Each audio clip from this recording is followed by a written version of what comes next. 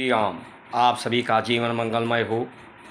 आज की धर्म पर चर्चा भारत संस्कार मंच YouTube channel, Facebook, Instagram, Twitter के माध्यम से, जिसमें आप सभी महानुभावों का वंदन, अभिनंदन एवं स्वागत है। आज की धर्म पर चर्चा हमारे सनातन धर्म की परंपराएं, संस्कार के उपयोगिता, प्रयोजन इस जीवन में क्या है, ये सदुपयोगी हमारी समस्याओं को समाधान करने में इनका योगदान क्या है, इस बिंदु पर हम सब मिलकर परिचर्चा करेंगे। आप सभी महानुभाव संस्कार, संस्कृति, सनातन धर्म की परंपराओं में आस्था, विश्वास, परम पिता परमेश्वर में जिन महानुभावों को विश्वास हो, श्रद्धा हो, उनके लिए ही ये वीडियो, और दूसरी संस्कार, संस्कृति, परंपराओं से हटकर जो आज की परिस्थितियां हैं, वो हमारे जीवन की समस्याओं का कितना समाधान दे पाती हैं, दे रही हैं, उस पर भी परिचर्चा।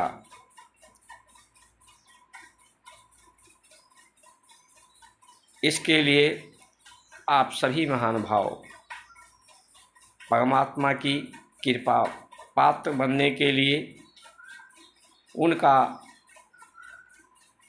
आशीर्वाद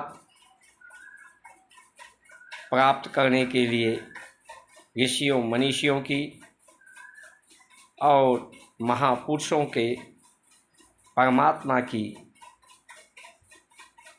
कृपा पाने के लिए इस वीडियो को सब्सक्राइब, लाइक, शेयर, फॉलो करें। अपनी सहमति या असहमति जो कुछ भी हो, कमेंट में आप सभी महानुभाव देने की कृपा करें। संस्कार और धर्म, सनातन धर्म, हमारे यहाँ दो दर्शन है, दो प्रयोजन है। एक सांख्य दर्शन, एक योग दर्शन। सांख्य दर्शन से हमारे संस्कार हैं, संस्कार को हमें बहुत ही ध्यान से समझने की आवश्यकता है। संस्कार हमारे कहते हैं जो यथार्थ है कि ये शरीर, इंद्रियां, चित्त, मन, बुद्धि और संसार एक दूसरे के पूरक हैं। जो प्रकृति है वही ये सृष्टि है, शरीर है। इतना अंतर है कि वो अपने को व्यक्त नहीं कर पाते।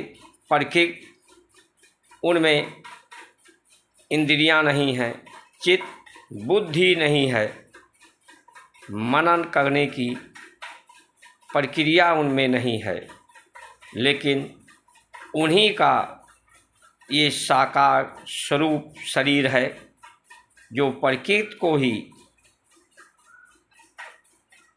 और परमात्मा की अवधारणा को व्यक्त करने का शब्दों के माध्यम से, दर्शन के माध्यम से अनुभव के माध्यम से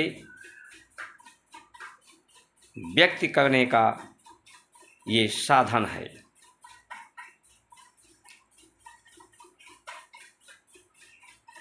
सत्य की बात आती है। सत्य का पर्याय यही होता है जो परिवर्तन न हो, सदैव एक ही जैसा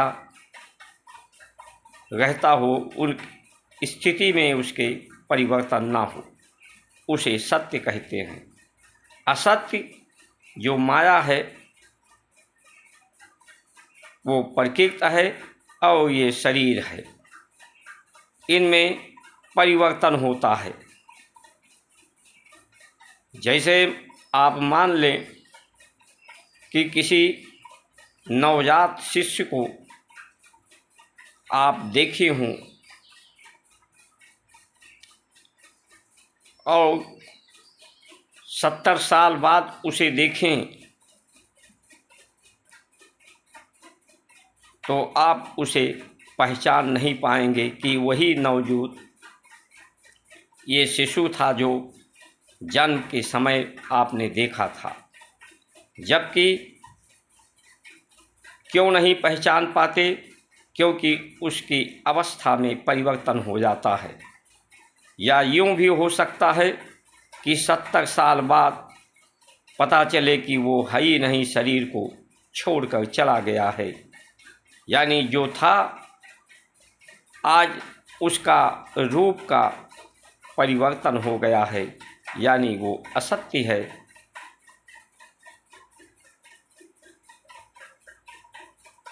इस शरीर के माध्यम से हम जो ये असत्य है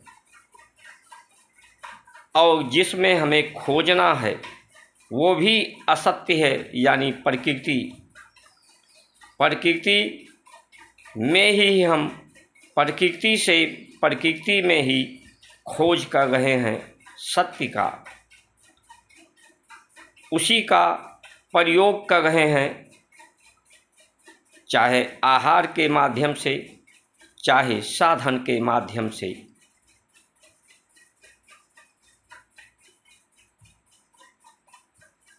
असत्य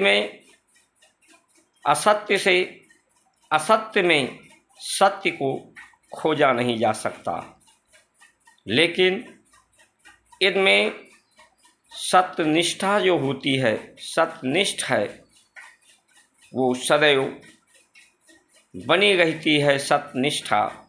क्योंकि सत्य के द्वारा ही, यानी परमात्मा के द्वारा जो प्राण के स्वरूप में इस शरीर में है, जिससे ये शरीर में चेतन होता है, अपने होने का बोध होता है, उसी को आत्मा कहते हैं। अपने आत्म का बोध, अनुभूति, उसी प्राण के द्वारा ही इसका संचालन, निवारण और इसकी गति कर्म गति होती है, कर्म फल होता है। प्राण न हो तो इसमें ना कोई गति होगी, ना कोई कर्म होगा, ना कोई कर्मों का अनुभव होगा। इसलिए सत्य की अवधारणा, सत्य की निष्ठा इनमें विद्यमान रहती है। आत्मा के रूप में वो उसी के द्वारा इस असत्य को अनुभव किया जाता है। संस्कार हमारे सत्य की खोज करने की बात नहीं करते, क्योंकि इस शरीर से सत्य को खोजा ही नहीं जा सकता।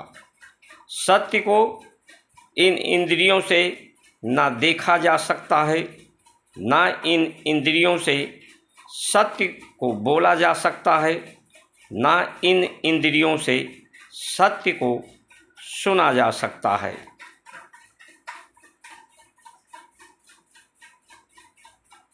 असत्य जो है वही बोला जा सकता है, असत्य ही सुना जा सकता है, असत्य को ही देखा जा सकता है, असत्य को ही प्रयोग में लाया जा सकता है।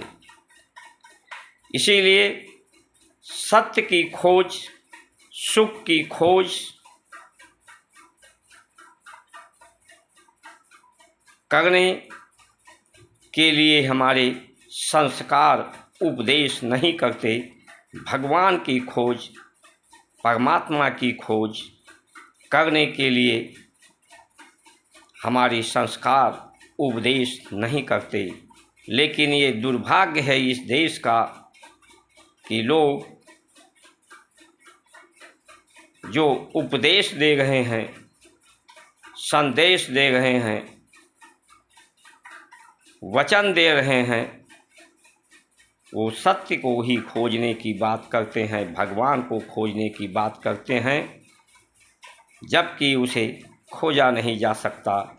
इसीलिए लोगों के हाथ सिर्फ निराशा लगती है। संस्कार को यूँ समझिए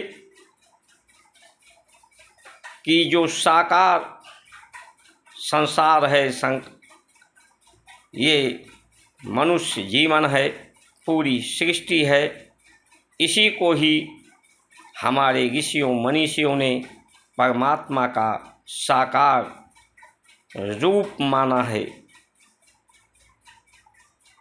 और सत्य की खोज करने की बात नहीं कही है।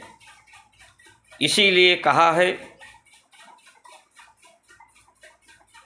पत्नी के लिए पति ही परमेश्वर है, उसे किसी परमेश्वर की खोज करने की आवश्यकता नहीं है, उसे किसी परमेश्वर की पूजा उपासना आराधना करने की आवश्यकता नहीं है।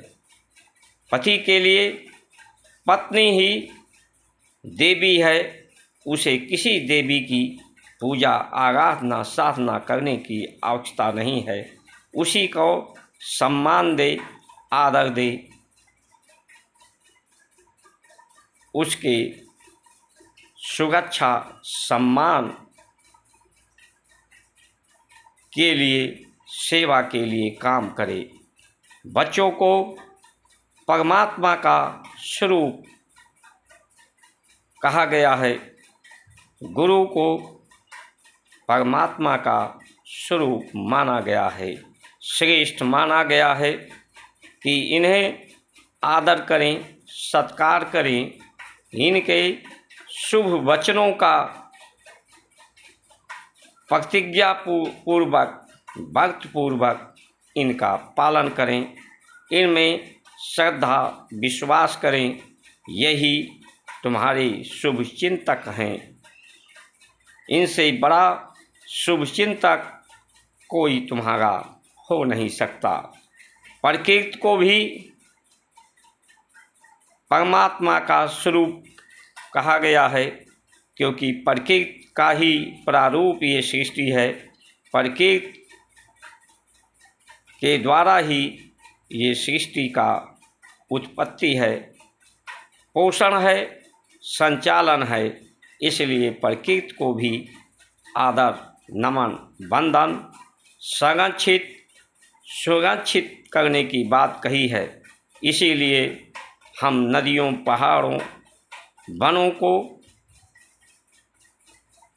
सकल सृष्टि का आदर, सत्कार, पूजन, वंदन करते हैं कि उनके प्रति भी हमारी श्रद्धा आस्था रहे, ताकि उनमें भी पवित्रता बनी रहे।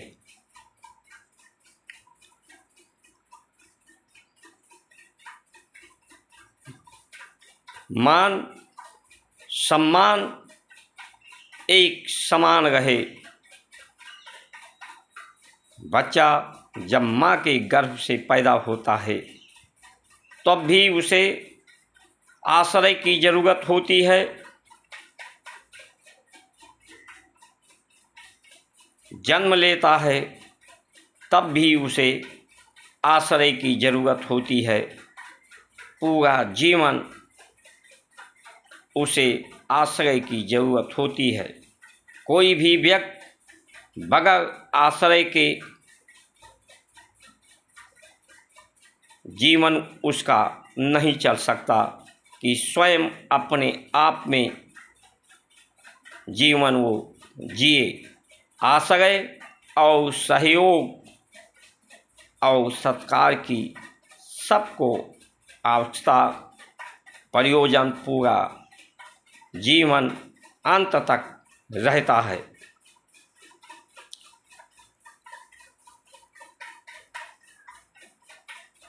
लेकिन आज हम लोग इस शरीर से परमात्मा की खोज करने में लगे हैं, सुख का खोज करने में लगे हैं, कुछ पाने का, कुछ करने का खोज करने में लगे हैं, जो असंभव है, हो ही नहीं सकता। हम कहते हैं कि सत्य ही हमें पसंद है, सत्य ही बोलना, सत्य कोई बोल ही नहीं सकता। इसीलिए कोई भूल मत करना, कोई गलती मत करना। संस्कार हमारे कहते हैं कि भूल का ही नाम जिंदगी है। अपने भूलों पर तुम हंसते रहो, भूल भी हो तो हंसो, गलतियां हो अपने गलतियों पर रो। जीवन हंसने और रोने का नाम है।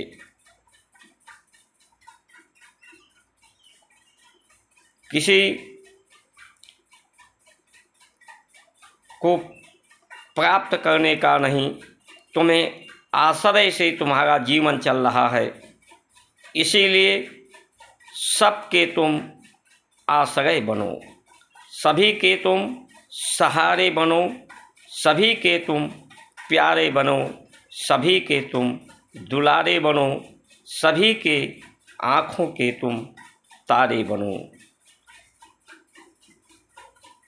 इस संस्कार के माध्यम से अगर हम अपने जीवन की दशा और दिशा तय करें, हमारे मार्गदर्शन तय करें, तो आप समझ सकते हैं कि इस संसार में कहीं कोई द्वंद्व, प्रतिद्वंद, विरोध, अन्याय और भ्रष्टाचार, अत्याचार की कोई स्थान नहीं बचेगा। एक दूसरे का जब लोग सहारा देने लगेंगे, सत्कार देने लगेंगे, जीवन का आनंद, कल्याण, सेवा देने में लगेंगे,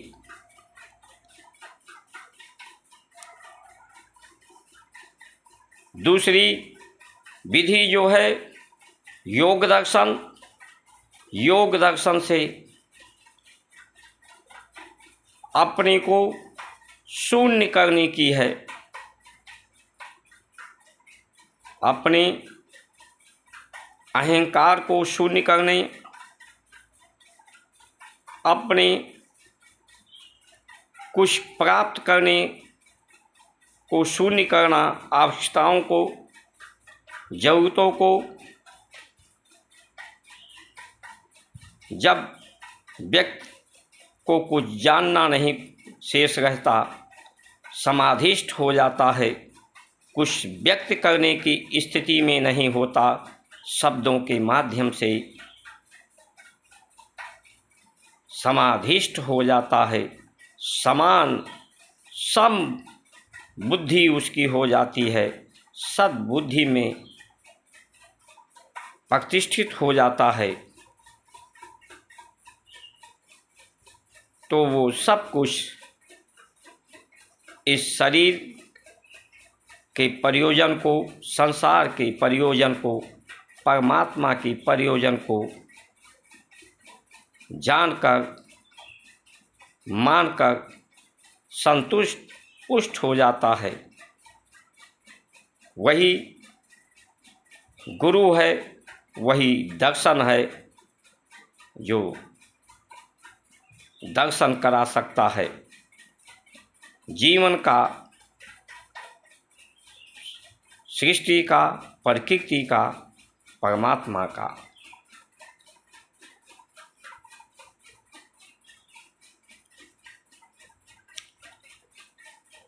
तीसरी बात गौ की बात कही गई है। गौ का पर्याय गौ माता भी हैं, जिन्हें आप पशु कहते हैं। गौ का मतलब इंद्रियां भी हैं। गौ का मतलब ज्ञान भी है।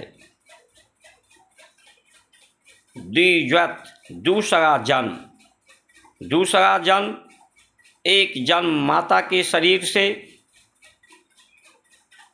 दूसरा जन्म हमें गौ माता के तरफ से, जो हमारी इंद्रियों को पवित्र करती हैं, पवित्रता का जन्म देती हैं, धरती को पवित्र करती हैं। ये सीमित आहार,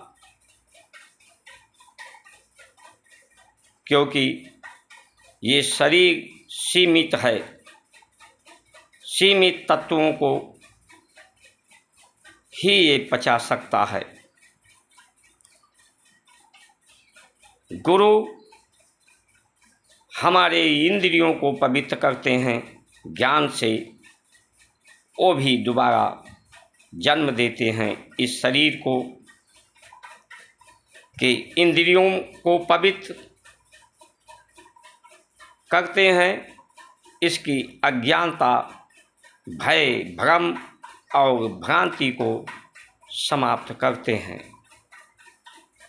इंद्रियों की पवित्रता गुरु के द्वारा,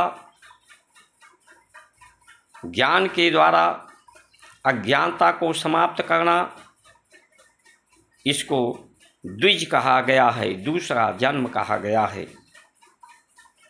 गंगा के द्वारा, गीता यानी ज्ञान के द्वारा, गुरु के द्वारा, गौ माता के द्वारा, जिस तरह से हमारा शरीर का ऊपरी हिस्सा मैला होता है, रोज इसे हम लोग नहा धो करके साफ करते हैं, कपड़े गंदे होते हैं, इन संसार के संपर्क में रहने के कारण हमारे घर, मकान, साधन को हम साफ सफाई करते हैं, अपने मलों को भी हम शौच करते हैं, साफ करते हैं। उसी तरह से हमें अपने इंद्रियों को भी साफ सफाई, स्वच्छ, निर्मल करना होता है। वो भी गंदे होते हैं, जैसे शरीर का बाहरी हिस्सा होता है, हमारे साधन होते हैं, उसी तरह से उसी संसार को हम अंदर भी ग्रहण करते हैं। हमारी आंतरिक अभियांतर शुचिता की आवश्यकता होती है, स्वच्छ करने की आवश्यकता होती है। वो गुरु और गंगा, गीता और गौ माता से ही संभव है। दुर्भाग्य है इस देश का कि आज लोग इन सभी का अनादर कर रहे हैं। माता पिता का, गुरु का अनादर, अनादर का पर्याय ये मत समझिए कि लोग एक दूसरे को प्रणाम नहीं करते, एक दूसरे को देखते नहीं, संभालते नहीं। आदर का पर्याय यही है, उनके शुभ वचनों का पालन करने से ही आदर कहा गया है, उसी को आशीर्वाद कहा गया है। उनके अनुभवों को अपने जीवन में उतारने के लिए, क्योंकि वो अपनी आयु जीवन के द्वारा उन्हें अनुभव मिलता है। हमें आपको उस जीवन को जीने के बाद अनुभव मिलेगा, जब हमारे पास जीवन ही नहीं रहेगा, संसार शरीर नहीं रहेगा। संसार रहेगा लेकिन संसार में ये शरीर नहीं रहेगा, जिससे हमें जानना, अनुभव करना है। इसीलिए अंतिम संस्कार जो कहा गया है वो अंतिम सत्य है। अंतिम सत्य व्यक्ति का ये मृत्यु है। लेकिन जब शरीर में चेतना ही नहीं, प्राण की गति ही नहीं, तो अंतिम सत्य कैसे जाना जाएगा? कौन जानेंगे? किस माध्यम से जाना जाएगा? इसलिए शरीर रहते ही उस अंतिम सत्य को जाना जाए। जो अंतिम संस्कार में जो लोग जाते हैं, उनके लिए अंतिम सत्य को जानना है। ये शरीर को छोड़कर चला गया, उसे क्या जानना है?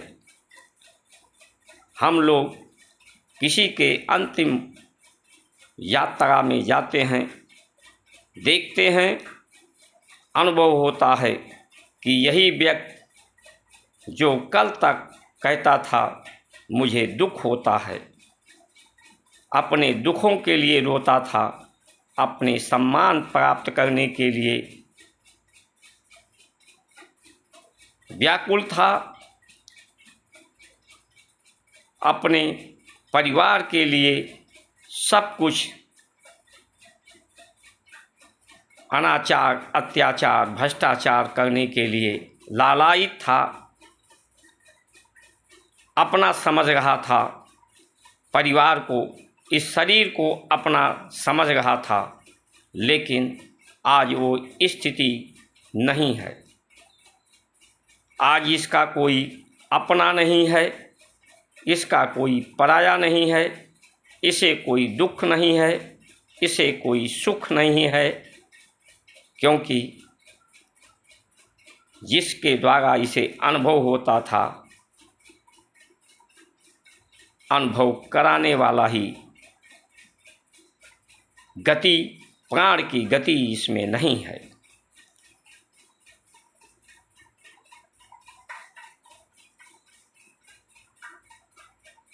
इस यथार्थ को वो व्यक्ति अनुभव करने के लिए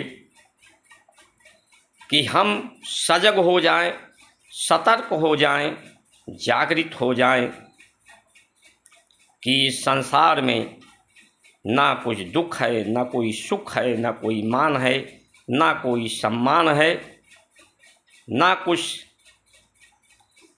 सत्य है, ना कुछ असत्य की खोज है। सिर्फ हमें परमात्मा को स्वीकार करते हुए पूरे संसार सृष्टि को उसी को आश्रय देना है, उसी का आश्रय लेना है। सबका कल्याण के लिए ही हमें सोचना है। सबके कल्याण के लिए हम सोचेंगे तो हमारा कल्याण अपने आप स्वतः हो जाएगा। अपने कल्याण की हमें करने की कोई आवश्यकता ही नहीं पड़ेगी।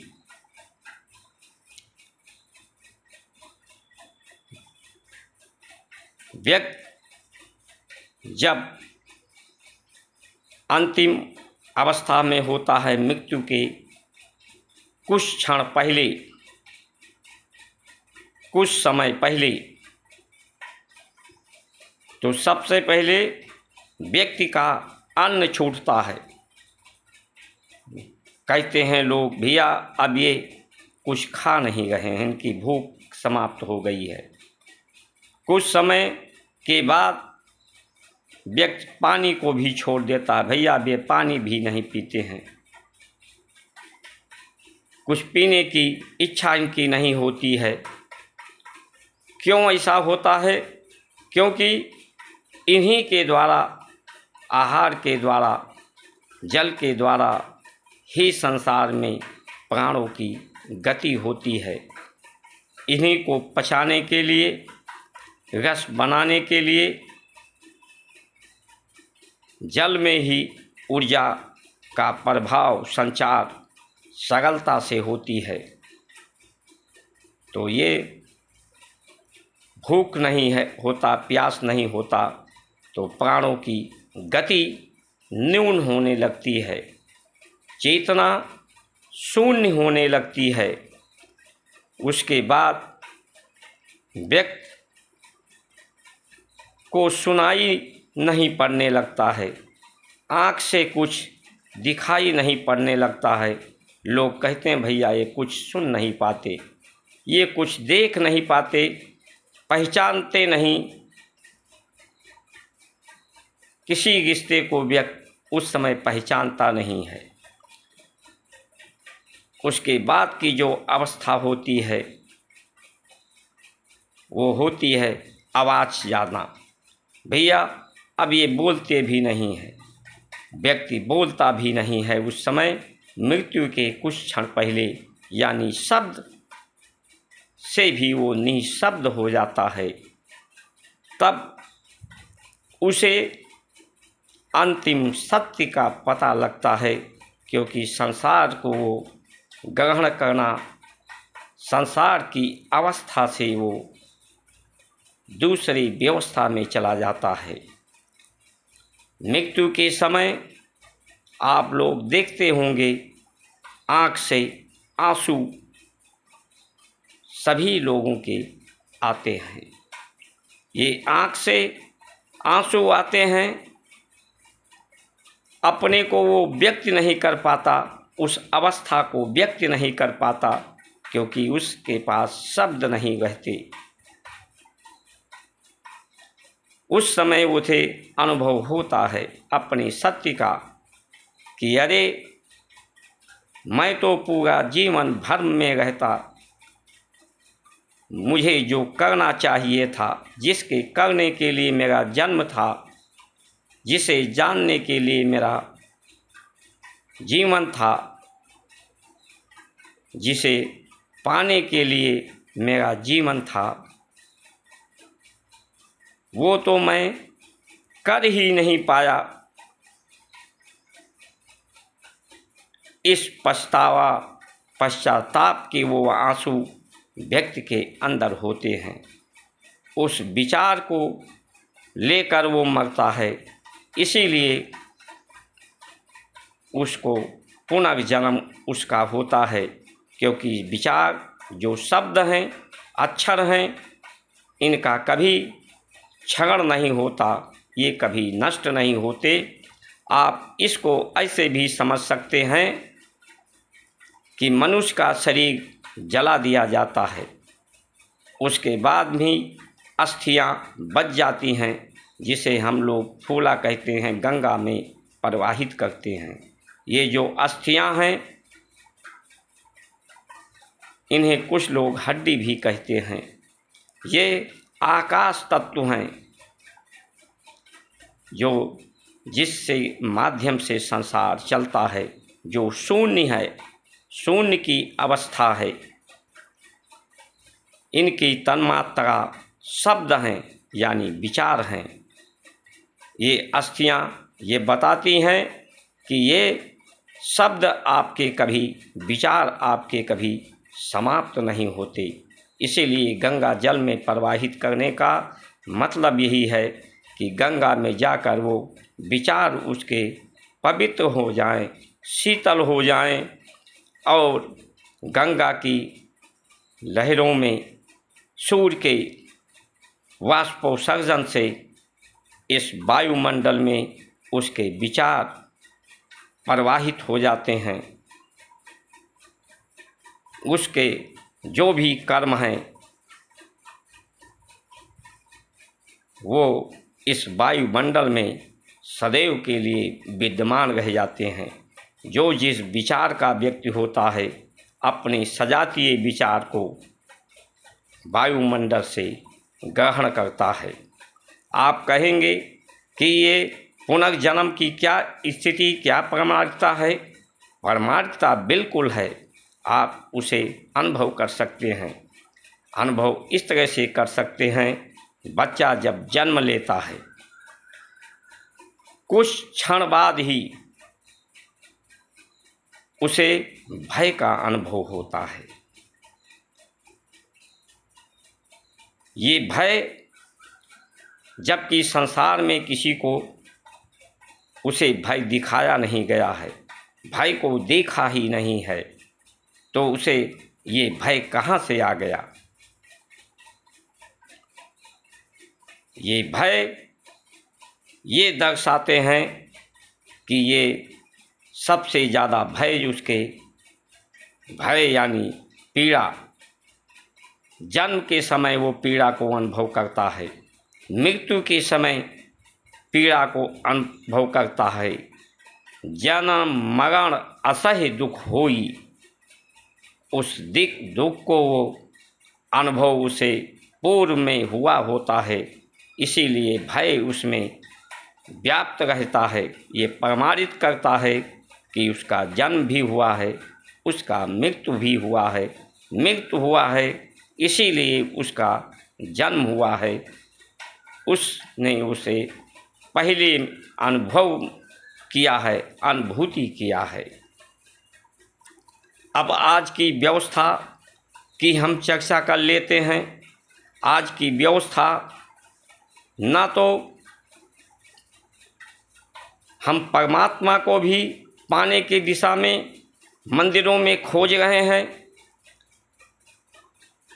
घर के माता पिता को परमात्मा समझने को ही स्वीकार नहीं कर रहे हैं, आदर सत्कार नहीं कर रहे हैं, सेवा कल्याण की बात नहीं है, सुख को खोज रहे हैं साधनों के माध्यम से, विश्वास कर रहे हैं लोगों पर। आज हमारे देश की दिशा और दशा, ये जो राजनीतिक लोग हैं, हमारी दिशा और दशा संविधान के माध्यम से, विज्ञान के माध्यम से, प्रशासनिक व्यवस्थाओं के माध्यम से ये जीवन चलता है। ये मतदान अपने जीवन को दान देने की बात है, इसे बहुत गंभीरता से हमें समझनी होगी। हम सिर्फ अंगुली दबाकर किसी को किसी के चिन्ह पर दबाते नहीं, बल्कि यूँ समझना चाहिए हम अपने जीवन को ही उसे दान कर देते हैं। वो जिस तरह से हमें चलाएगा, जो व्यवस्था देगा, उसी व्यवस्था में हम सबको रहना होगा। अब आज के जो व्यवस्थापक हैं, इलेक्टोरल बॉन्ड ने सभी को नंगा कर दिया है।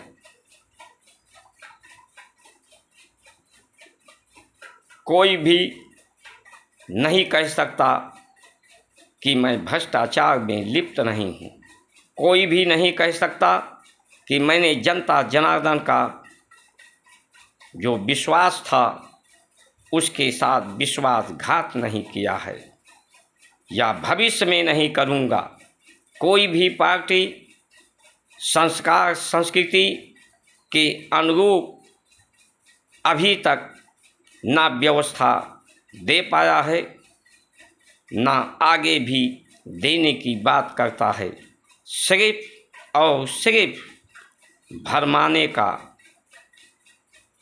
भ्रमित करने का काम करता है, लूटने का काम करता है। दो धारी तलवार की तरह है।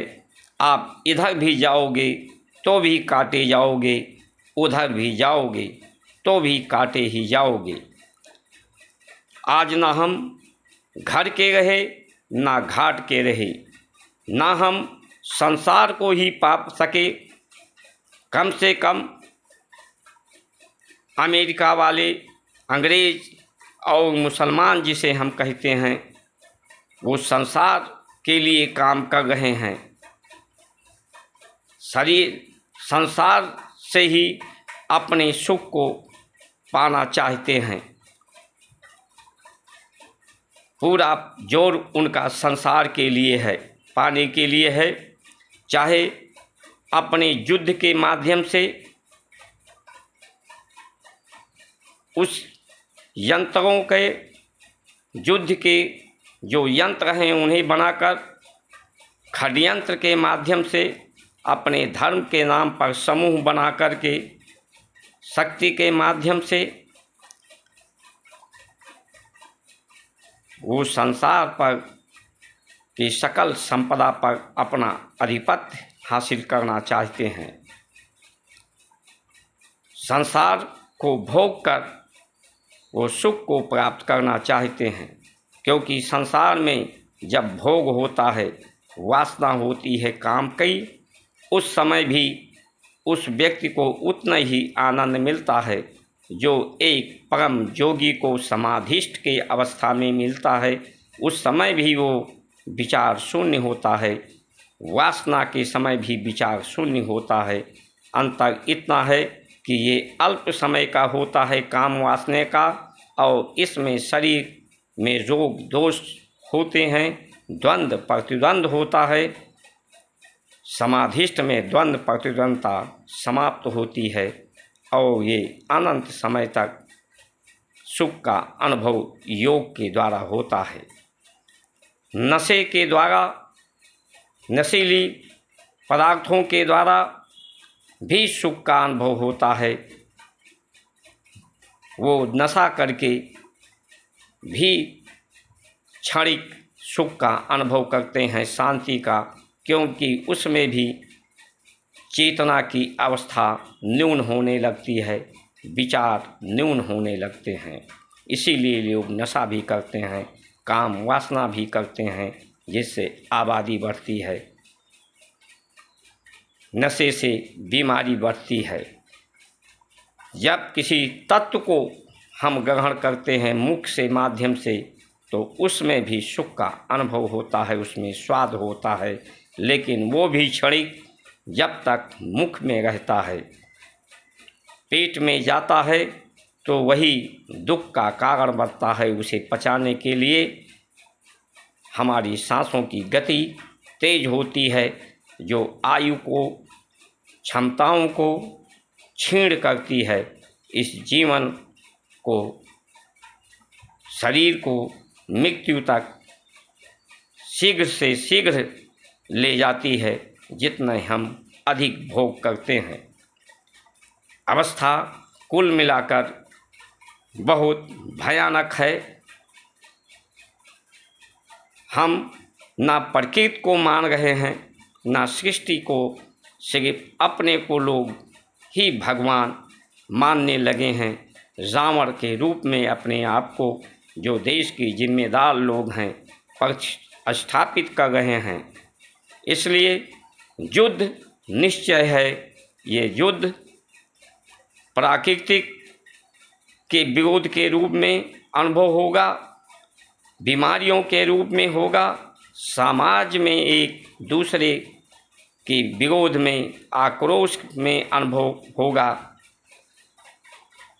एक देश दूसरे देश पर आक्रमण करने के रूप में इस संसार को अनुभव करना पड़ेगा, जो आज की परिस्थितियां हैं।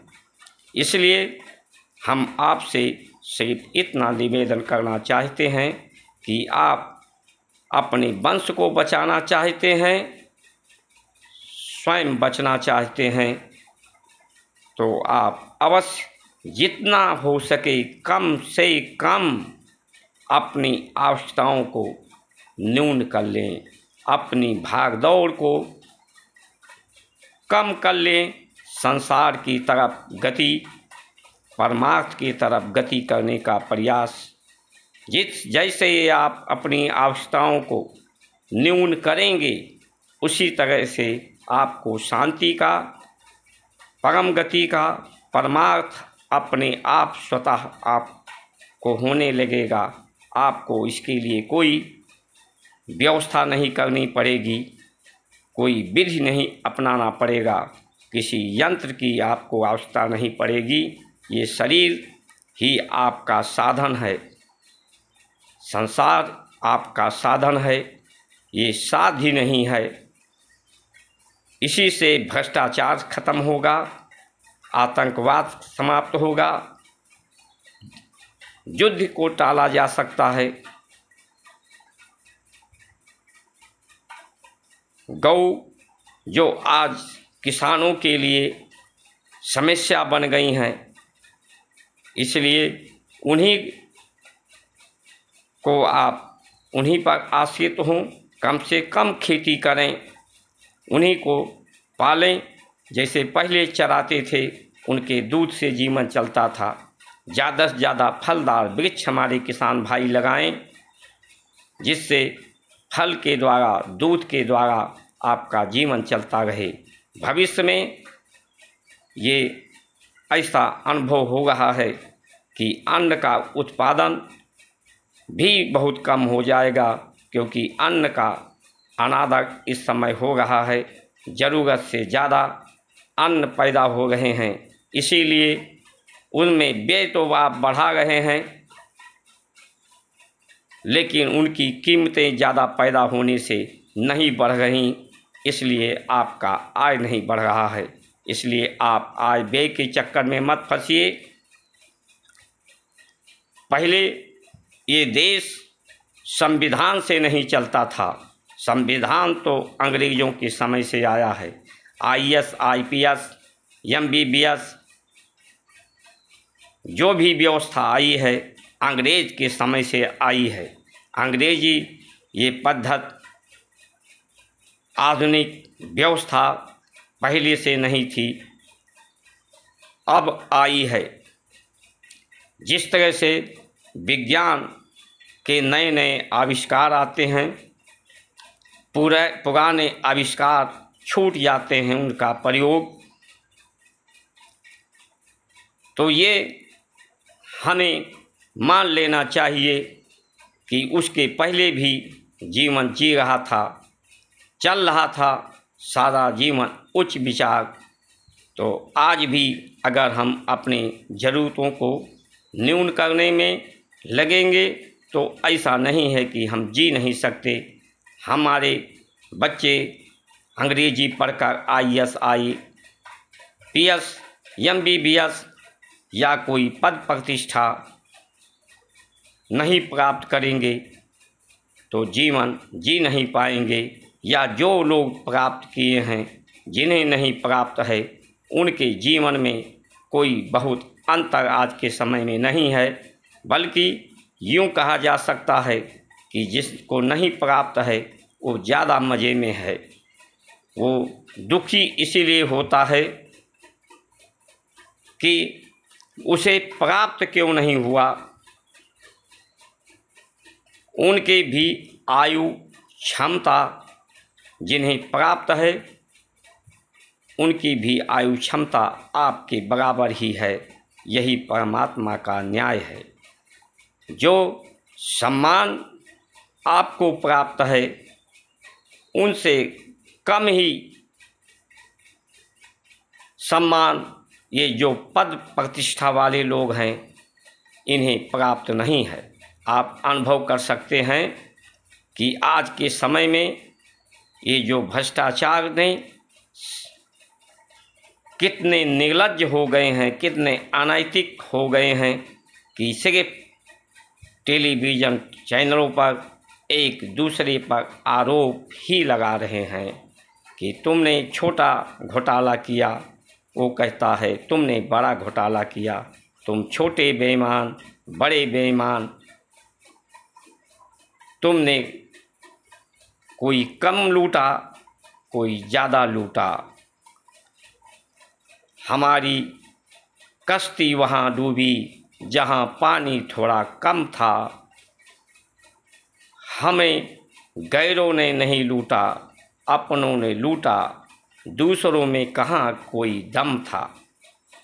जो भी लूटता है अपना ही लूटता है। अपने जिस पर आप विश्वास करते हैं उसी पर वही विश्वासघात करता है। आप लूटने के लिए तैयार हो, इसीलिए कोई लूट रहा है। आप किसी पर विश्वास कर रहे हो, इसीलिए वो विश्वासघात कर रहा है। आप अपने साथ धोखा कर रहे हो, इसीलिए कोई आपको धोखा दे सकता है। इसलिए सावधान हो जाएं, सतर्क हो जाएं। इन्हीं वचनों के साथ आप सभी की सुमंगल कामना करते हुए जय जय श्री राम।